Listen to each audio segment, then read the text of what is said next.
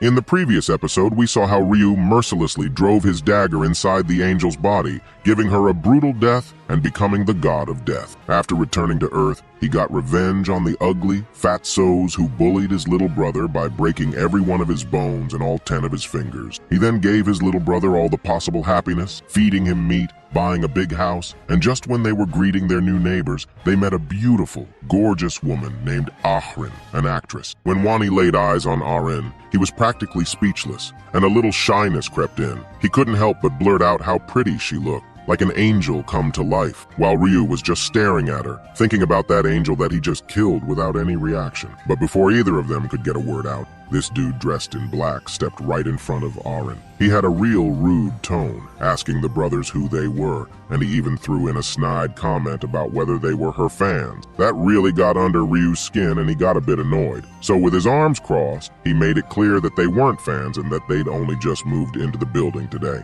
Meanwhile, Wani was feeling a tad shy. Then Wani, all cheerful, tried to hand over a rice cake as a friendly gesture. But that bodyguard of Ahrin's wasn't having any of it. He rudely stopped Wani right in the middle of his offering and flat out said they didn't want anything. To top it off, he told the brothers to mind their own business and not bother them. With that, he just turned on his heel and walked away, casually mentioning that Ahrin ain't into sweet stuff. Left the brothers feeling pretty insulted, that's for sure. Next up, the bodyguard opened up the door to Ahrin's place and told her to head on inside. She followed his lead, but she couldn't help but shoot a sorry look back at the brothers. Today's goal is 3,000 likes. Like and subscribe to support the channel. Now let's continue. Now Ryu was getting pretty mad about the whole deal. He might not know who these people were, but that man's rude behavior was really getting on his nerves. On the other hand, Wani was still standing there, practically speechless. And it ain't just cause he was feeling insulted, it's cause he realized that the lady he'd been staring at was none other than his idol,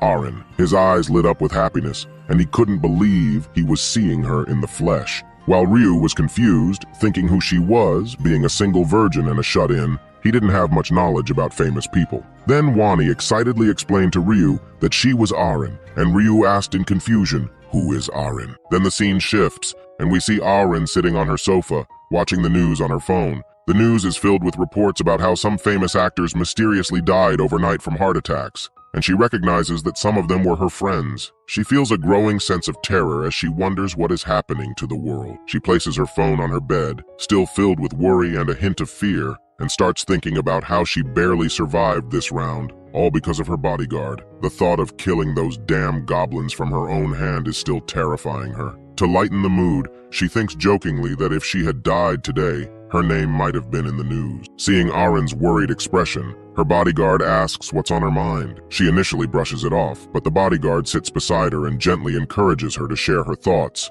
assuring her that he's always here to listen. With a somber expression, Ahrin confesses that she's thinking about how drastically the world has changed and how she might die in the next round. Hearing this, the bodyguard reassures her, emphasizing that his job is to protect her and she can rely on him. Ahrin smiles warmly in response and expresses genuine gratitude for his unwavering support. Ahrin goes on to explain that when the company first assigned her a bodyguard, she had assumed he was there merely to keep an eye on her. However, she acknowledges that without his presence, she might not have survived the first round. She shares a light-hearted moment with her bodyguard, mentioning that the new neighbors who brought rice cake looked yummy, but her bodyguard replied that she would get ugly and fat if she ate things like that. Ahrin replied that it was okay to take the cake, and they would not have eaten it. The bodyguard was too rude to the brothers, as they might have felt bad and insulted. The bodyguard replied that he knows all about people like them. They were just trying to be friendly for their own selfish reason. And if they had taken the rice cake, they would have bothered them non-stop. But Ahrin, remembering the faces of the brothers, Wani,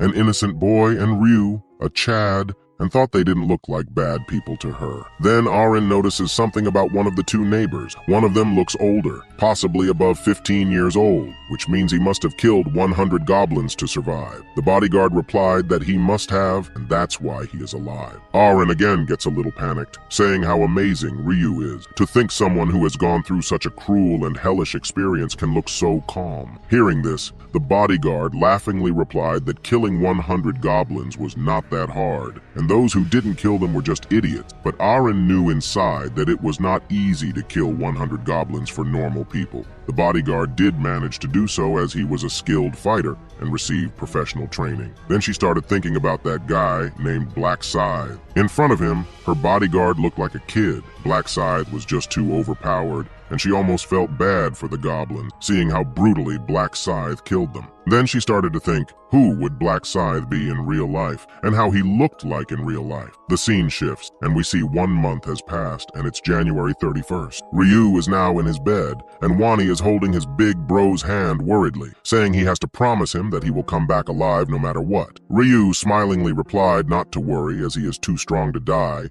even if he wanted to, and not even a god can kill him. Hearing these words, Wani was still worried. Then Ryu patted Wani's head, saying not to worry too much and to eat once Ryu's soul gets transported to another world and sleep. When Wani wakes up from his sleep, Ryu will be there standing beside him. With that, Ryu's vision became blue, and he got transported again with the rest of the people. As all the remaining survivors made their way to the dungeon, they were hit with a wave of panic. Some let out screams of pure fear, while others just looked around, trying to wrap their heads around the place that looked more like a jungle than anything else. Then, one of the girls in the group spotted Ryu and called him out as the guy who ranked #1 in the last round. Ryu stood tall, soaking in the attention, and noticed whispers about him starting to spread, a good sign for the plans he had in mind. He wanted everyone to recognize who was running the show. Ryu's eyes briefly met Youngman's, but before he could dwell on that, a voice filled the area. Yep, it was another angel, and man, she was a looker.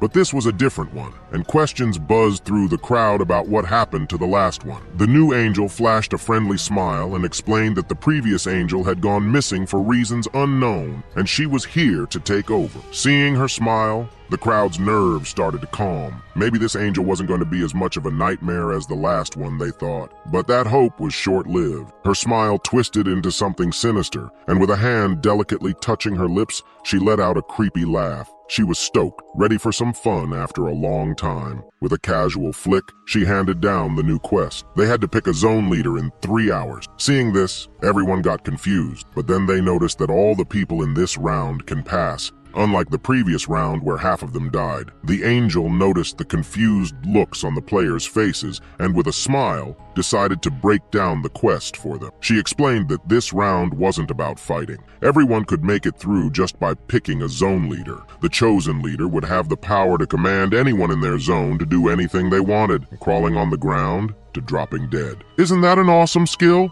she asked, looking around at the player. As she laid out the details, a guy with green hair listened intently, and another dude, all muscles and a tattoo on his neck, seemed pretty annoyed. The angel wrapped up, saying that in 3 hours, she'd be back for the vote to decide the leader. The green-haired guy, a little shaky, raised his hand and asked if it was really that simple. Just vote for a leader, and they all get to live. The angel's grin went a bit wicked as she confirmed it. Just a vote, and then, bam, they'd all be back on Earth, safe and sound. Now, hearing this, everyone got happy and started to celebrate, saying this time no one is going to die. Ryu, from behind, remained with a serious face. Then the angel bid them good luck, and then she vanished, and the timer of 3 hours began. In the next moment, the remaining players were still happy, as no one will die today, except for Youngman. He was not. He was damn angry, and while grinding his teeth, he said he was ready to fight and kill some monsters. Seeing Youngman angry, his buddy panically said to him that just to let it go,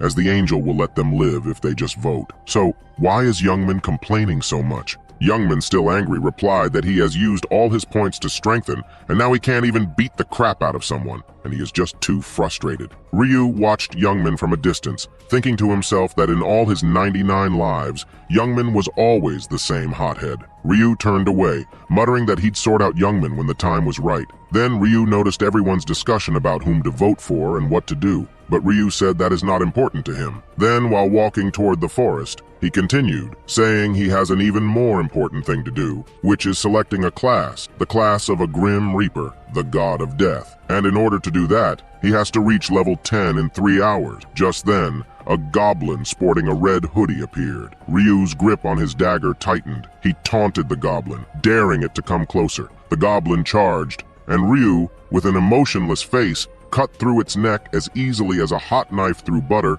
Then the system notified that he gained experience points with 15 gold, and all his stats increased by 1% because of the ruin of slaughter. Now, standing beside the fallen goblin, Ryu knew what he had to do. He had 3 hours to reach level 10 and choose his class. That was the only way his plan would work out. As another gang of goblins neared, Ryu readied his dagger. He couldn't help but smile, seeing the goblins approach like a kid waiting for a slice of delicious cake. And the next moment, Ryu started the one-sided slaughter of the goblin. Then, after an hour of bullying the goblin, Ryu wiped the blood off his face and checked the time. 1 hour down, he muttered to himself and flicked open his status window. He was surprised to see he had hit level 9 and racked up 8 stat points already, way quicker than he'd expected. Without a second thought, he chucked all his points into agility, given his base stats were pretty much rubbish, and after living for 99 lives, his battle sense became so sharp that his body moves on its own during battle. To support his body, he needs agility. That's when Ryu noticed something and turned back with a serious look. Someone had been following him for a long time while he was caught up in the fight. Normally, he wouldn't bother with distractions since he was so focused on battling, but this was new. This hadn't happened in his lives, so he figured he better check it out. Then, with a serious look, pointing his bloody dagger toward the bush, Ryu said that he didn't know who they were, but now they had to show themselves. If they didn't come out, they better prepare for a painful death. As Ryu finished his sentence, a beautiful woman with messy brown hair panikedly came, both her arms raised up, saying she was here. Seeing her, Ryu realized she was none other than the actress he had met on the first floor, the one whose his little brother is a fan of, and Ryu started thinking why she was following him. Arin was just about to apologize and explain why she was following Ryu when suddenly someone else jumped into the conversation. It was a familiar figure, and it turned out to be that rude bodyguard from before. He quickly chimed in, apologizing and making it clear they hadn't been tailing Ryu for any bad reasons. He just wanted Ryu to take it easy. Ryu caught a glimpse of the bodyguard's nickname, Sangcheol, and his reaction was immediate. His eyes went wide as he recognized the name. Sangcheol was the trusted right-hand man of Gyunrok, the eldest son of Korea's largest corporation, who was also known by the fearsome nickname Heavenly Demon. He is one of the people Ryu wants to recruit into his team, along with a priest who was rumored to have the power to bring the dead back to life. Ryu hadn't expected to bump into Gyunrok's right-hand man so soon, and it made him wonder why such a guy would be protecting Arin. Then it hit him. The priest might just be this skinny, innocent-looking girl right in front of him. Keeping his cool, Ryu's voice dropped as he asked them straight up why they were following him. They admitted they had been on his trail since he first set foot in the forest. Arin seemed a bit nervous as she explained, saying she had a proposition for him. With a hopeful smile, she said she wanted to team up with Ryu and asked if they could join forces. Hearing this, Ryu smiled and replied that joining forces means both parties are helping each other. Arin shakily replied that it's true, and Ryu replied he doesn't see how they can be any help to him, so he doesn't want to join forces with them. With a rude tone, he continued that they should go and stop wasting his time with this nonsense and go back. With that, Ryu turned back, saying he doesn't have any desire to form a team, and started going deeper into the forest. Well, it was his way to get revenge from the bodyguard. Then, as Ryu left, the bodyguard was really annoyed, saying Ryu was really arrogant. But Arin, she just collapsed to her knees, wiped out, mumbling about how Ryu's vibe was intense, like he could take a bite out of her at any second. Then she continued, saying she really wanted to be on the same team as Ryu from the first time she saw him fight, but it didn't work out well. The bodyguard, still annoyed, said he already told Arin that strong people like him always have big egos, and they like to act alone, and they hate to work on a team. Now standing beside the goblin corpses, they thought about what to do in the remaining time before the vote, and they decided to hunt some goblins like Ryu to level up. Then, as they started to go deep inside the forest, we see someone following them from the bushes. Then the scene shifts, and we see Ryu mercilessly continuing to kill the goblins while the goblins try to run for their lives. After killing goblins for an hour, a group of gnolls approached Ryu, and seeing them, Ryu gave a big, bright smile, saying, "Looks like something delicious came on its own." Then, as the group of wolfmen attacked Ryu all at once, Ryu, with a single swing, slaughtered them like vegetables, and their torn body parts fell from the sky like rain. With that, Ryu finally reached level 10. The system notified Ryu that as he reached level 10, he could access the shop. Then, a hidden quest appeared, to change class before the voting began. If Ryu changed his class today, he would get a 50% discount on today's items in the shop. Ryu explained that everyone could choose what class they wanted after reaching level 10, but no one knew how to choose a class. For a warrior, one had to kill 30 monsters in under 1 hour, and one could become a berserker after battling monsters for 1 hour while constantly bleeding, and so on. And after continuously grinding for God knows how much time, Ryu gathered this knowledge. After that, Ryu held the angel's special juice in his hand. He started to absorb it, and a bright yellow light surrounded Ryu. The system notified Ryu that he had changed his class to Grim Reaper, and he got 3 unique abilities. First, when he is wielding a scythe, his attack increased by 2. Second, when he is fighting at night, his speed will increase by 50%. And lastly, at night, all his senses will increase greatly. But it was not enough, so the system gave Ryu a Grim Reaper scythe to change his class, making him the first in the entire world. Then the system notified Ryu that he had reached the apprentice rank from beginner rank. Ryu explained that there are 6 ranks in total, starting with beginner, then apprentice, then regular, then expert, then master, then grandmaster. And with each rank comes a unique skill related to the class. As Ryu reached the apprentice rank, he acquired the skill Seal of Death. Using this, he can cast a seal on a target and deal double the damage. After merging it with the 2x damage of his weapon, the Grim Reaper Scythe, he can inflict 4x damage. He also gained the skill Tracking, which enables him to find anyone's location as long as he remembers that person's face or nickname. Oh boy, I wish I had this skill to track my crush. Now fully equipped, the first person Ryu thought to use his skill on was Youngmin. He used his skill to track him, and the system notified him that Youngmin was 190 meters away, with an arrow indicating the direction. So Ryu started to follow the arrow with an amused smile. The scene changes, and we see a tired Arin struggling to stay on her feet. She collapses to the ground, and when she tries to stand up, her whole body shakes. She's hurting bad and tells her bodyguard she can't run anymore. The bodyguard, who's hurt himself and freaking out, helps her to her feet. She's standing there saying the arrow wounds are killing her. The bodyguard, still scared, throws out a guess, saying maybe if they can just last this 1 hour without dying, their real bodies won't be hurt. But before Arin can reply, they hear a voice that makes them freeze. It's Youngmin and his crew. Youngman's grinning like he's got the upper hand, telling them they're not getting away today. The bodyguard looks like he's ready to give up, thinking he can't die over this damn woman. He gets his dagger ready though, because it looks like there's no choice left but to fight. Youngman sees the dagger and calls the bodyguard an old man, asking if he really wants to go at it with them. He then points behind him, showing off how many buddies he's got, and asking the bodyguard if he's blind not to see them all. The bodyguard yells out, full of anger, wanting to know why Youngman's doing this and what he's gonna get from it. Youngman just smiles that creepy smile and says he's gonna get something really good, leaving them both shocked. Youngman continues, saying that he will take the woman behind him. As he's not interested in men, he can leave, and he won't do anything to the bodyguard. Youngman only wants that woman who looks like Arin, the actress. Then, Youngman's buddies, eyeing the woman who looks just like Arin, didn't care whether she was the real deal or not. In this world, where they can feel pain, they figured they could also feel pleasure, so they wanted to have some fun with Arin. Hearing this, Arin was struck with fear. Then Youngman tried to make a deal with the bodyguard, saying if he handed over Arin, he could walk away without a scratch, and they'd return Arin unharmed after they had their fun. That way everyone's happy, he said. The bodyguard was torn. If he'd known they were after Arin from the get-go, he would have ditched her and saved his own skin. He was in this for the money after all, and his life was worth more than any job. But the fear of the heavenly demon being angry if he failed his duty to protect her made up his mind. He squared up, ready to throw down. Seeing this, Youngman got a kick out of the old man gearing up for a fight. The bodyguard tried to reason, saying that what they were planning was a crime, but Youngman just laughed it off. "Who's gonna punish us?" he jeered. "No one knows what we really look like or who we are in real life." With their backs against the wall, the bodyguard and Arin braced themselves, trying to figure out their next move. Then out of nowhere, someone else shows up,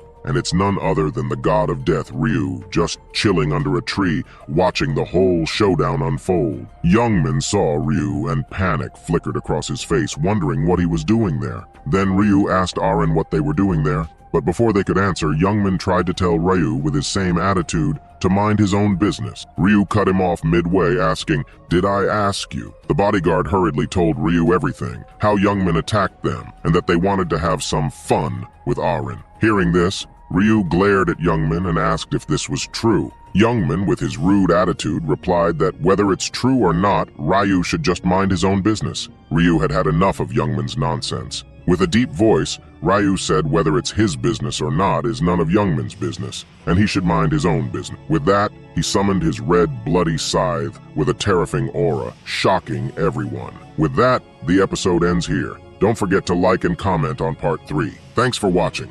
This is the story of Ryu, the strongest hunter on Earth, who dies because he was a single virgin loser. In the previous episode, we saw how, after entering the second round, Ryu started bullying the goblins, killing them like vegetables, and obtained the class Grim Reaper, the god of death, along with numerous other skills. Meanwhile, Aaron and his bodyguard were in deep trouble as Youngman and his crew surrounded them, wanting to have some fun with Aaron. Just then, Ryu appeared with his death scythe, and everyone got terrified because of the intense aura. Now, with one hand in his pocket and the other gripping his sizable scythe, emitting a bloody red aura, Ryu spoke in a deep voice. He made it clear that he wouldn't let Youngman go unscathed, especially when he knew Youngman's intent to harm someone. Aaron and her bodyguard were left speechless, standing behind Ryu. Youngman, grinding his teeth, witnessed Ryu coming to Aaron's aid. Aaron and her bodyguard expressed their gratitude to Ryu for saving them. However, Ryu didn't play the hero out of the goodness of his heart. He had his motives.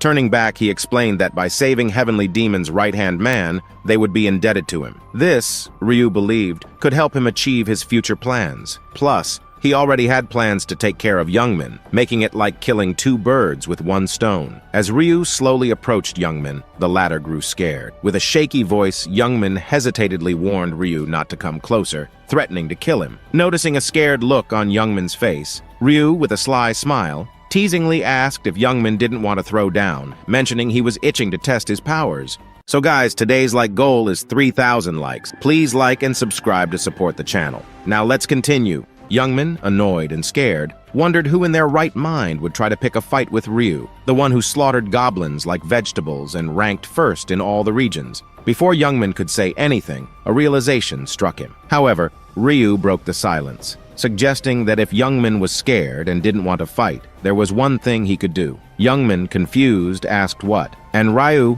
arms crossed and a smirk on his face, replied that he should get down on his knees, beg for mercy, and bark like a dog. Only then would Ryu consider letting him go. Youngman, bewildered, thought Ryu wanted to humiliate him in front of everyone. Turning back to glare at his buddies, he realized he couldn't do this. He couldn't beg in front of them. Now, Youngman was really pissed, seeing Ryu's smiling face. Although he wanted to avoid fighting Ryu at all costs, for some reason, just looking at Ryu made him increasingly furious. Then he got an idea. Recognizing that he was no longer his previous self, he remembered how he punched the wall and destroyed it, showcasing his superhuman strength. Youngman, thinking he could land a punch on Ryu if he tried and then mercilessly kill him, then he started to laugh arrogantly, addressing Ryu as a bastard. He prepared his fist to strike Ryu, leaving his buddies wondering what was about to happen. Now Youngman slowly approached Ryu while stretching his arms, saying Ryu shouldn't have messed with him, and now Ryu will die because of his arrogance. Then we see Youngman getting happy with a sweet face, thinking he is slowly coming toward Ryu, and just like this, he will land a punch to Ryu's face, and then he will make Ryu's face his punching bag. Then suddenly the red scythe from Ryu's hand disappeared, startling everyone. Again, with a confident look, Ryu explained that as Youngman is fighting bare-handed, so he will also fight without any weapon, as people might think Ryu is bullying the weak, and the fight will be no fun.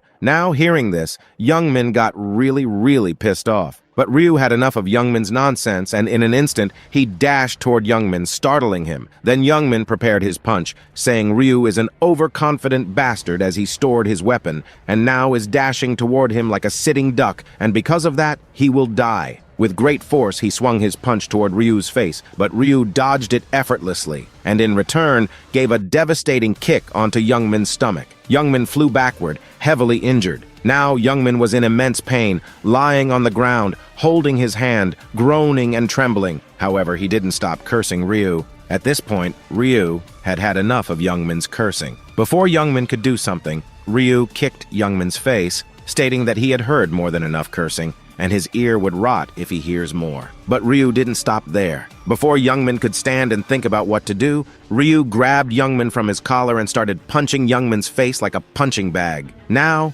Youngmin was in too much pain, feeling like he would die from the pain. He wondered how the hell his fist could hurt this bad. It was like being beaten by a hammer. At that moment, Youngmin realized Ryu's fists were as strong as his, and on top of that, Ryu was also lightning fast. Just then, Ryu prepared his heavy punch, and bam, Youngmin was done for. His vision was getting blurry, and his buddies prepared their bows and weapons toward Ryu, launching an arrow toward Ryu's head. Seeing this, Aaron shouted in panic, warning Ryu to dodge it. However, Ryu, being the god of death, couldn't die with this lousy arrow, and he swiftly dodged it. Seeing this, the bow guy panicked, but before he could prepare another arrow, Ryu, with his lightning-fast speed, dashed toward the bow guy. Although the bow guy launched his arrow, it didn't hit Ryu, and in an instant, Ryu came behind him, shocking him. Ryu expressed his admiration for how skilled the bow guy was with his bow. Then, with a swing, Ryu mercilessly ripped the bow guy's hand, and he started to scream intensely. Seeing this, the dagger guy and the bald guy,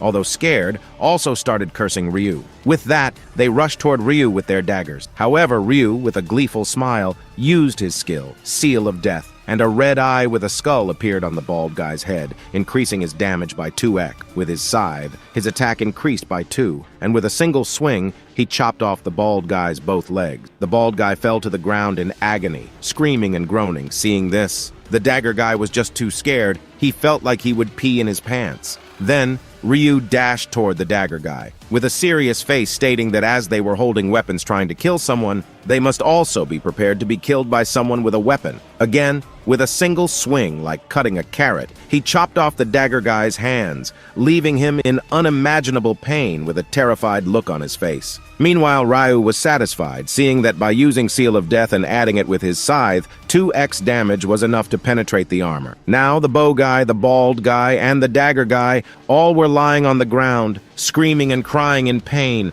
while trembling. Seeing them, Ryu thought it was not enough for him, so he once again slowly started to walk toward them. Then, we see Ryu had slowly made multiple deep cuts on their bodies, slowly torturing them. At that moment, the pain was so intense that they started to beg Ryu to just kill them, as dying was more bearable than this hellish torture. But Ryu didn't stop there, and with a swing, he separated the blood from his scythe, saying to stop crying like a baby as he wasn't going to kill them. Now, seeing how terrified the trio was, Ryu's job was done. He didn't intend to kill them from the start. He just wanted to show them what might happen if they messed with him, as he had future plans for Youngmin and his crew. Turning back towards Youngmin, who cowered behind a tree with a swollen face and a bloody nose, Ryu declared that hiding was useless. Not even a god could save him now. With a swift swing of his scythe, Ryu chopped off Youngmin's right hand, causing blood to spatter like a fountain. Youngmin, left in unimaginable pain,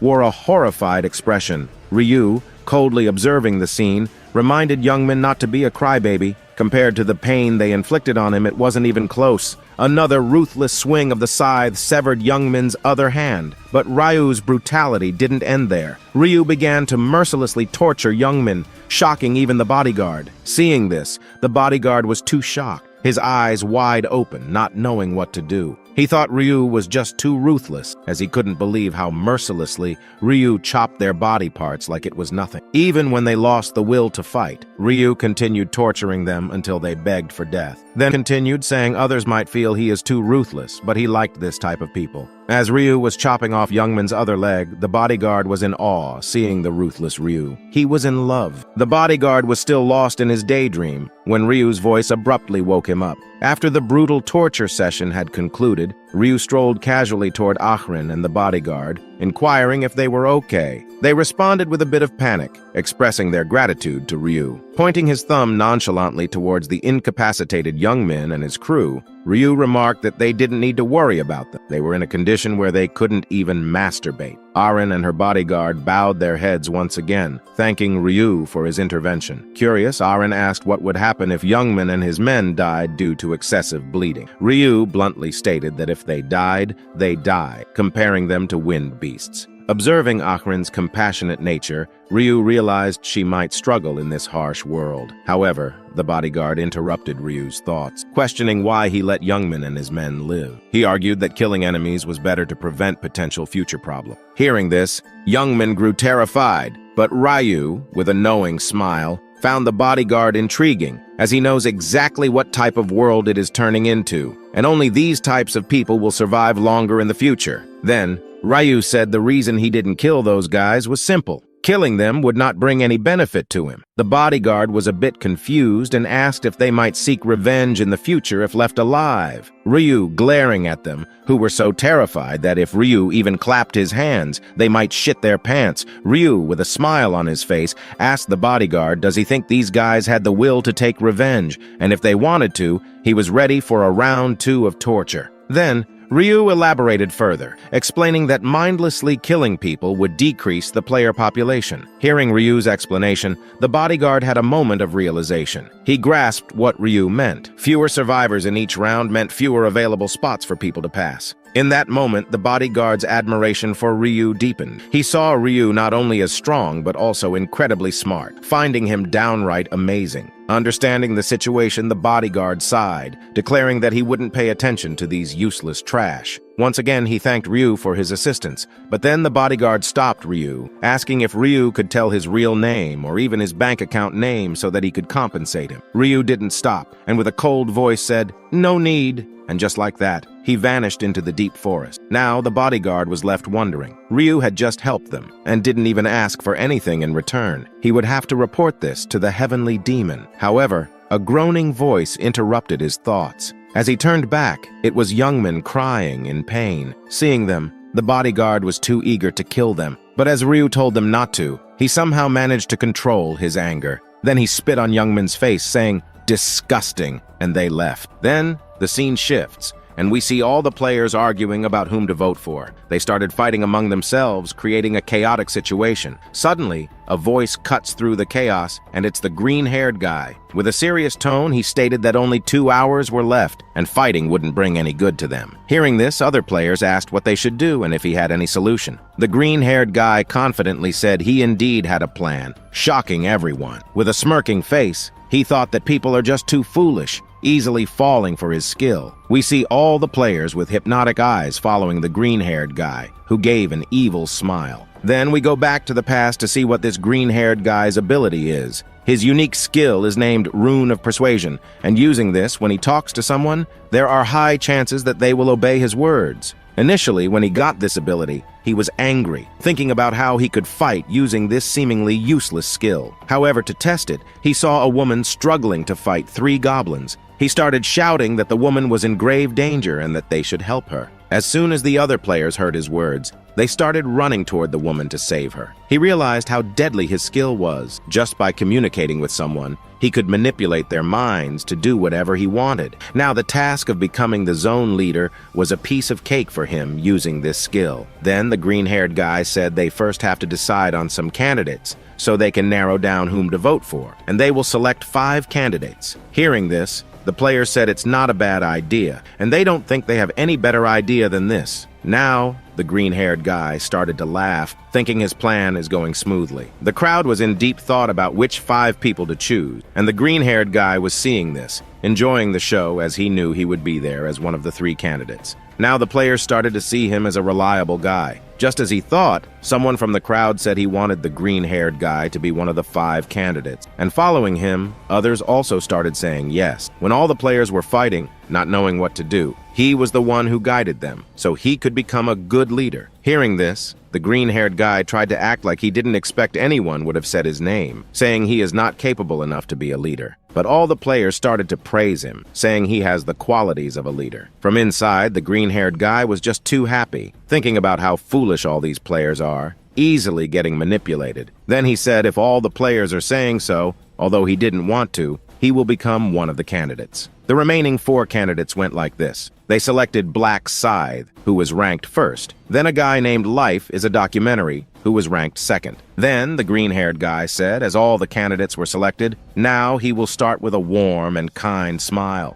He said that if he becomes the zone leader, but before he could finish his sentence, Life is a Documentary intervened, saying this is all bullshit. As the green-haired guy turned back, he saw a muscular guy with a tattoo on his neck cleaning his ear with his pinky finger. His name was Life is a Documentary, the second-ranked guy in the zone. With an angry face, he said he can't listen to his bullshit anymore. Hearing this, the green-haired guy, with a serious face, started to say that his use of words was too harsh and people like him would not become good leaders. But Life is a Documentary got furious, saying he is not here to listen to a lecture, especially not from a weak, pathetic guy like him who looks like he still drinks his mommy's milk. Now hearing this, the green-haired guy got a little angry, but he was also shocked, thinking if his skill was not working on him, and if that's the case, then that means his level is higher than his. Life is a Documentary started to threaten the players, saying if they don't vote for him, he will kill everyone. Now hearing this, the green-haired guy laughingly started to lecture him again, saying,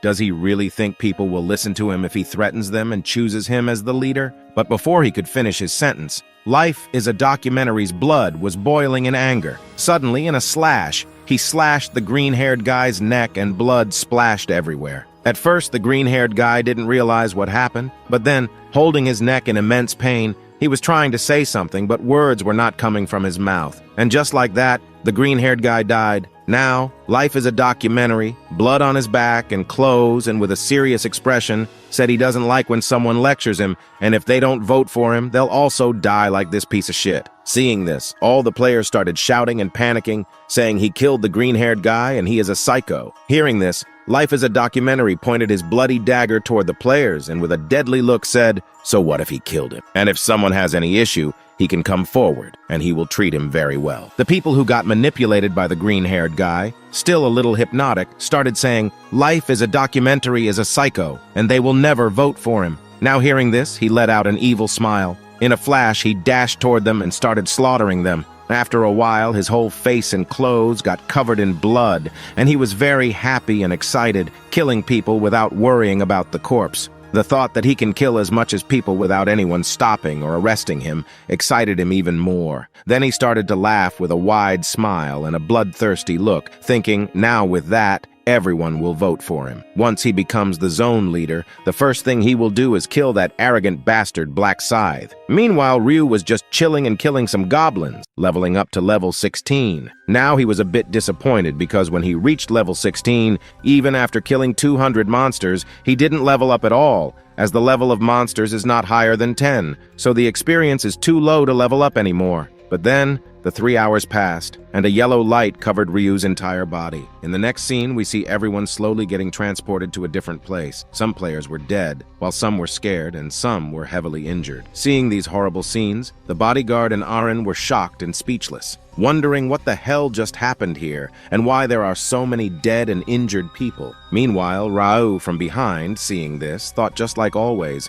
Life is a Documentary took the leadership role again by killing and threatening people. Seeing Life as a Documentary, Ryu himself admitted that he is a natural-born fighter and is very strong, but his personality was that of a psycho. He continued, seeing his bloody face, that it's a good idea to get rid of a time bomb like him. But then he said it's not the right time to do so. Life is a Documentary called Ryu arrogantly, saying he was waiting for him. Ryu asked what he wants, and Life is a Documentary said not much. With an arrogant smile, he said he wants Ryu to become his underling and work for him. Hearing this, Ryu gave a neutral expression, asking why he should work under him. Life is a Documentary, confidently spinning his dagger, said it's because if Ryu doesn't work under him, he will kill him. Hearing this, Ryu gave a little chuckle, startling him. Then, with a serious face, he said, so Life is a Documentary wants to fight with Ryu. Ryu chuckled a little and said, now that he is in a good mood, if Life is a Documentary gets on his knees and begs for mercy,